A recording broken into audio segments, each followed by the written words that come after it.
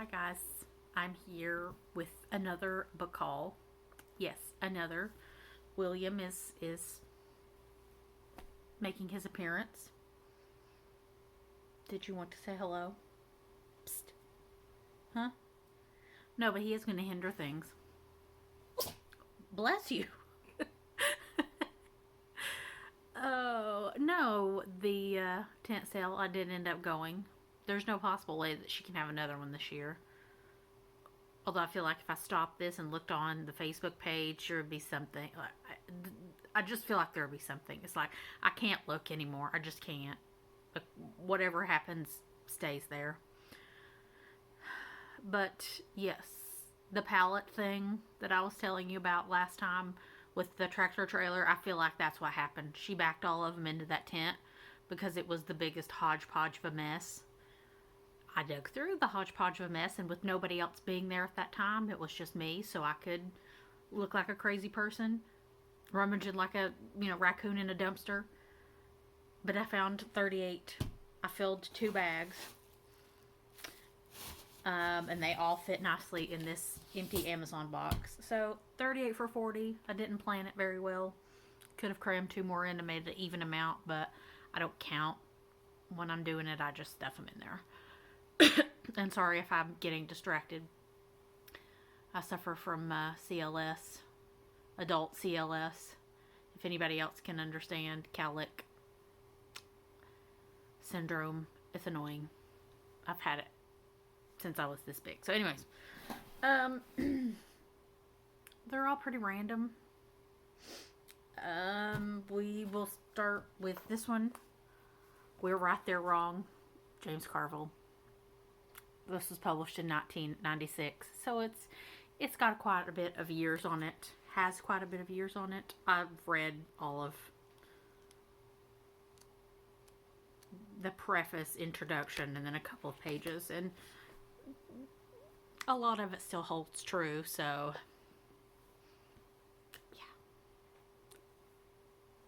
yeah. I read weird stuff. What can I say?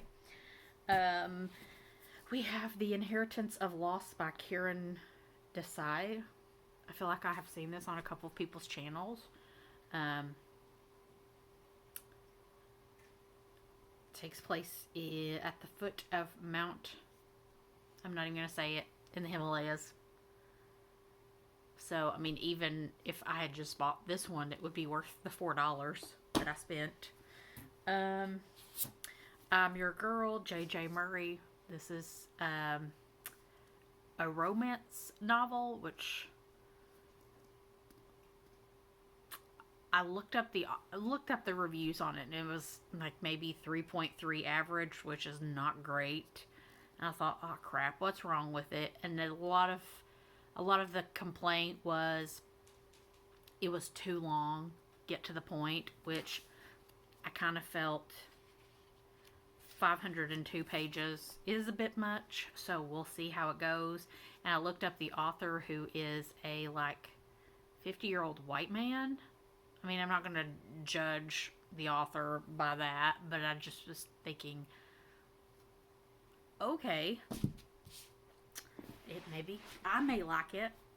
I read the first couple of pages of it, and it seemed to work for me, so we'll try. I think I got this for my mother and forgot to take it to her. Knit and Comfort by Isabel Sharp. I think it's sweet. Doesn't have any smut to it. She moves and joins the Pearls Before Wine knitting club. My mother knits and crochets and quilts, so this is up her alley. And then we have Catfish Alley. That was not intentional. By Lynn, Bryant. This one, Clarksville, Mississippi. Grace Clark, a retired black school teacher, owns one of Clarksville's grand plantation houses. And I got a bunch of trade paperbacks. So, I mean, shoot. That right there was like $4. I'm not sure what was up with that, because she normally only has a lot of mass market, so that was pretty cool. Then we have The Sandcastle Girls by Chris. I'm not going to try it. It takes place in Aleppo, Syria, in 1915. So historical. Then we have The Treats Truck Baking Book, Cookies, Brownies, Goodies. They've had this, like, 10 copies of this every tent sale, and I guess nobody wanted it, so I thought, in a sense, it's free. Not really, but you know, like all of 10 cents. So I figure I can maybe write down some of the recipes that I like, and then I have a friend who bakes, so she may like this. And then we have The Worst Day of My Life So Far by M.A. Harper. Jean Roth returns to Alouetta, Louisiana to make good on a promise to her dying father to care for her mother. When she learns her mom has Alzheimer's, she must confront a past with memories of her mother, once a vibrant femme fatale. As she watches her mother's grace and charm slowly slip away, she's forced to reflect on her own goals and find a new hero to look up to. Then we have Crescent by Diana Abu Jaber. No, I thought this one was one that had French flaps, but it doesn't. 39, never married, and living in the Arab American community of Los Angeles. She has a passion for cooking and works contentedly in a Lebanese restaurant. The main character's name is Serene. I didn't say that. While her storytelling uncle and her saucy boss believe she should be trying harder to find a husband. And Jasmine by Barati. Again, I'm not going to try it because I will just do disservice to that name. Mukherjee.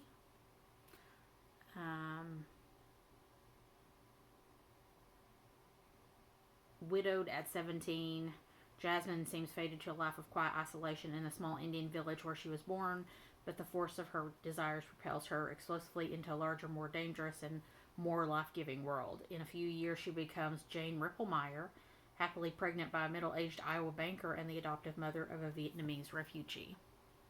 That zigged when you thought it was going to zag, didn't it? So, that sounds good. And The Three Wise Men of Westport. This one's kind of gross, but if I get some, like, cleaner, I can get some of this schmutz off. Apparently, it's a notable New York Times Book Review Book of the Year, which I don't ever really pay attention to that. But this is one of those fluff beach reads of husband dumps her, like her been married 40 years, husband dumps her for a new wife that's younger. Daughter and mother go up and move to Westport, Connecticut to a beach cottage. Then My Fine Lady. I was bummed. I thought this was a sticker, and it's not. Someone tried to get the sticker off and just chunked out the cover. It's okay. It's okay, because it's otherwise in fine condition. My Fine Lady, Yolanda Joe.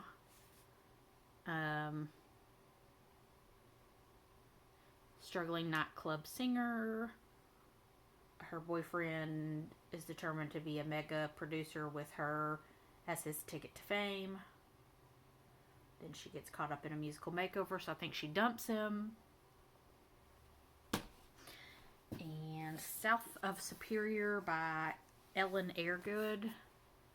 This one takes place UP, Michigan, which you don't really see a whole lot of those. And it was cute. It has a little step back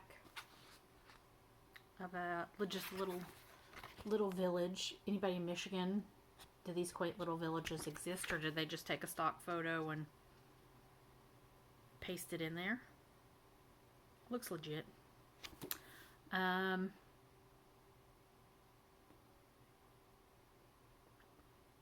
pretty much a uprooting story of uprooting one's life from one place that's not working out and then moving to UP, Michigan to start over in a small town. And the Map of the Invisible World by Tosh Ah. 1960s Indonesia follows the journeys of two brothers and an American woman who are indelibly marked by the past and swept up in the tides of history. There's not much to it, like the back blurbs. It's all reviews. Christian Science Monitor. Do you think that was Steve? I don't know. When was this published? 2009? Possibly. Then we have Of Love and Other Demons, Gabriel Garcia Marquez. I'm sure people know more about this than I do. Sounds kind of sus. On her 12th birthday, Sierra Maria, the only child of a decaying noble family in an 18th century South American seaport, is bitten by a rabid dog. Believed to be possessed, she's brought to a convent for observation, and into her cell stumbles Father Delara, who has already dreamed about a girl with hair trailing after her like a bridal train. As he tends to her with holy water and sacramental oils, he feels something shocking begin to occur. He's fallen in love, and it's not long until she joins him in his fevered misery. Tell me this is not a Lolita knockoff. I haven't looked anything up about it, but no. I mean, it's a cute cover, but I don't need a priest and little girl story. I mean, I did buy it, but then we have Queen of Babel in the Big City, Meg Cabot. I don't really know, honestly, because apparently I would have to read Queen of Babel, and Queen of Babel gets hitched. I don't know if I'm going to invest that much. If anybody's read this and it can be good as a standalone, it's chick lit. I'm not going to go too much into it. Then we have How to Teach Filthy Rich Girls by Zoe Dean. Apparently she's the author of the A-List series. I don't know if that's like YA or something, but basically a trashy chick lit Palm Beach heiresses. Don't need to say any more than that. Safe from the Neighbors by Steve Yarbrough. A small town in the Mississippi Delta. Luke May teaches local history students too young to remember the turmoil of the Civil Rights era. Luke was just a child in 1962 when James Meredith's enrollment at Ole Miss provoked a bloody new battle in the old Civil War, but when a long-lost friend suddenly returns to town, bringing with her a reminder of the act of searing violence that ended her childhood, Luke begins to realize that his connection to the past runs deeper than he ever could have imagined.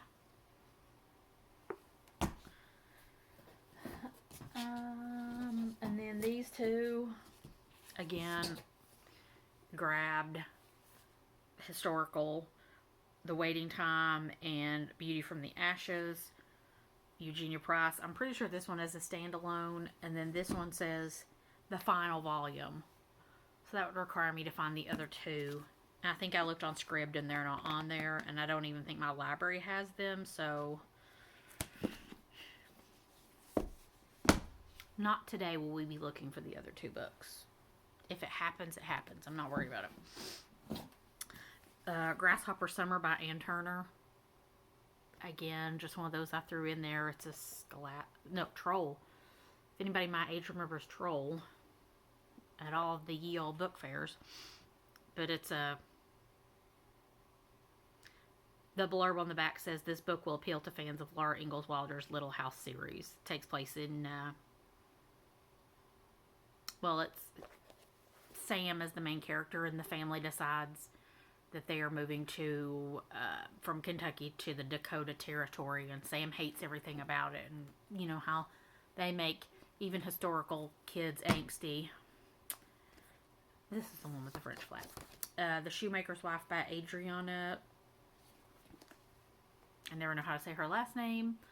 I think I had Big Stone Gap and never read it. Big Cherry Holler. Was it Big Cherry Holler? If you look back here. We'll just say the Big Stone Gap series, and I never read it. And something about this appealed to me.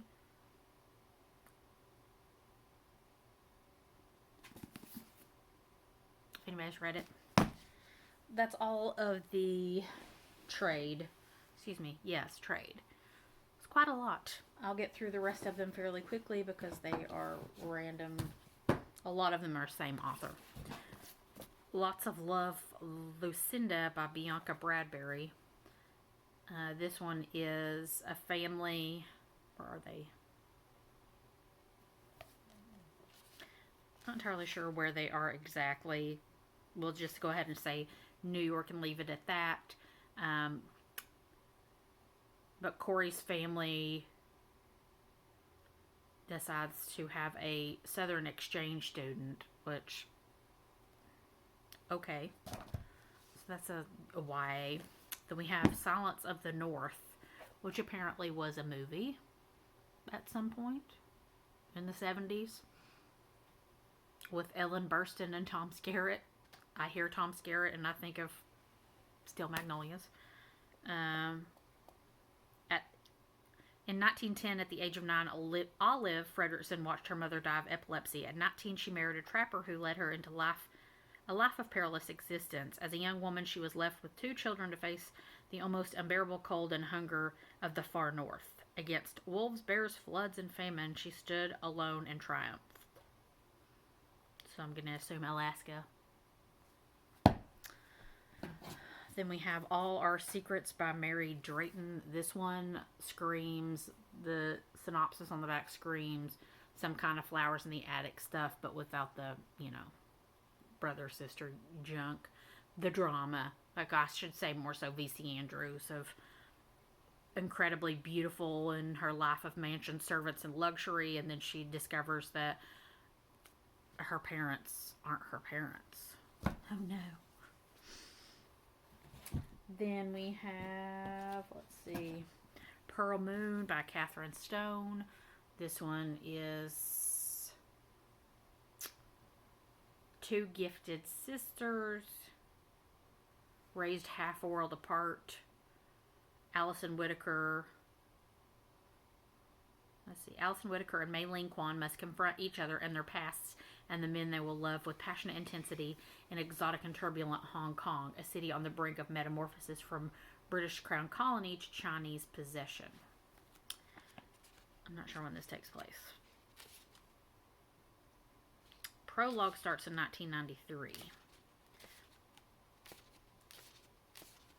Sorry, I'm taking a long time. Let's see. 1960. Then Stuart Wood's White Cargo. Sounds really strange. Pirates, drug smugglers, that sort of thing.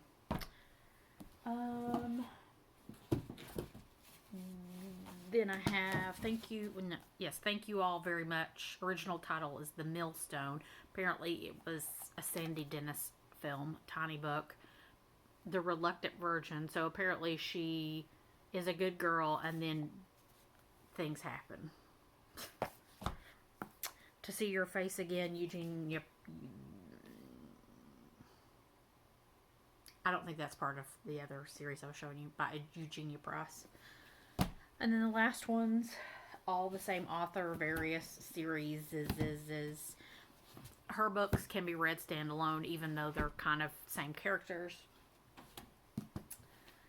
But I'll whip through them. My mother read her, loved her. I read her whenever I started romance novels way back in the day. And I haven't in a very long time, but I just always loved her books. They're the old vintage Zebra, if anybody remembers that imprint. So we have, it's Janelle Taylor. Tender Ecstasy. Promise Me Forever. Brazen Ecstasy. If you have a theme, there is the Ecstasy series. Forever Ecstasy. Defiant Hearts. Chase the Wind. My mother had this exact copy. So I was tickled. Destiny's Temptress.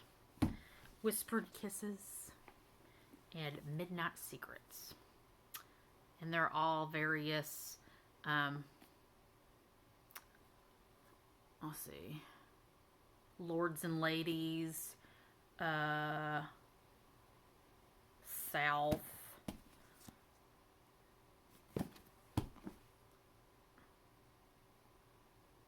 oh god, oh, I can't say it.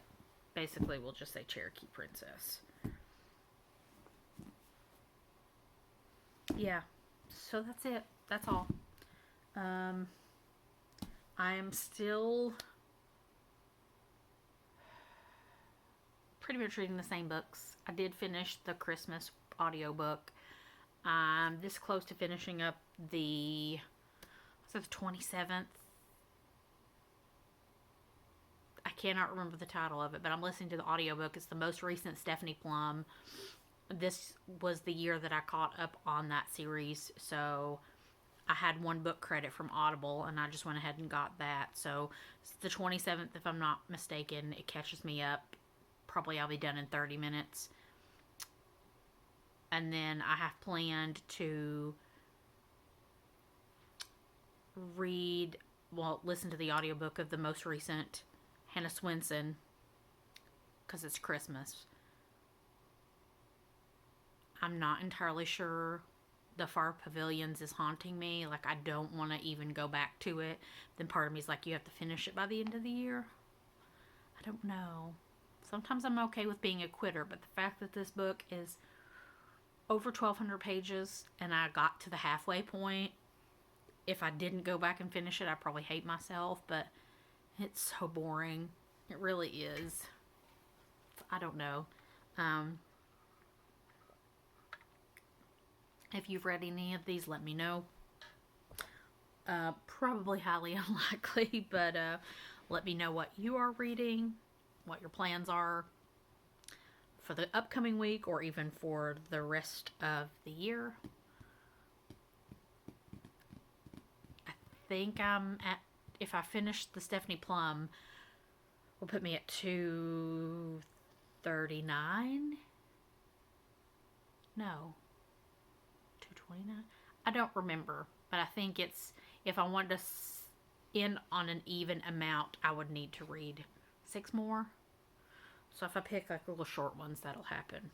But I'm doing something different at work, so I don't know. We'll see. But that's it. That's all. Bye.